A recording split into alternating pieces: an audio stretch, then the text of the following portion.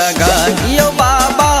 दर्शन कहिया देबै सब दिन रहलो यास लगाई हो रहलो यास लगाइयो बाबा रहलो यास लगाई हो रहलो यास लगाइयो बाबा रहलो यास लगाई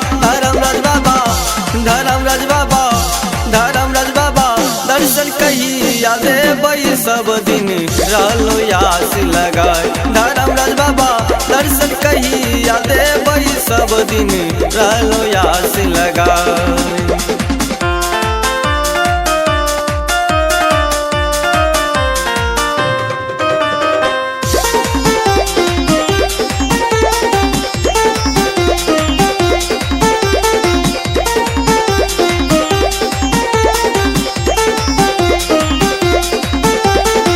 बड़ी दूर सा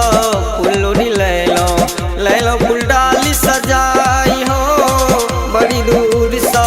फूलोरी लैलो फूल डाली सजाई एक बेर बाबा दर्शन दे तो एक बेर बाबा दर्शन दे तो सब फूल दे तो चढ़ाइयो बाबा रहलो यास लगाइयो बाबा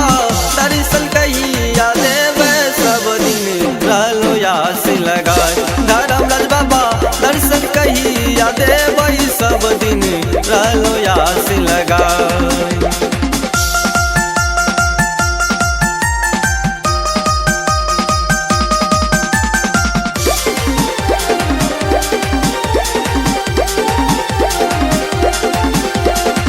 गंगा जी में गंगा जल भरलो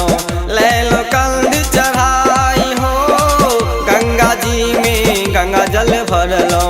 लैलो कंद चढ़ाई एक बेर बाबा दर्शन दे तो एक बेर बाबा दर्शन दे तो सब जल दे तो चढ़ाइयो बाबा रहलो यास लगाइयो बाबा दर्शन कहिया देवे सब दिन रहलो यास लगाई धर्मराज बाबा दर्शन कहिया देबै सब दिन रहलो यास लगाई।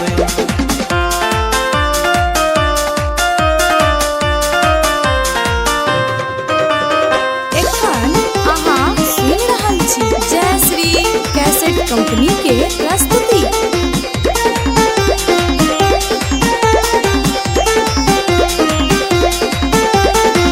गरीबी कोख बाबा जन्म हमर छी चिंता से चतुलाई हो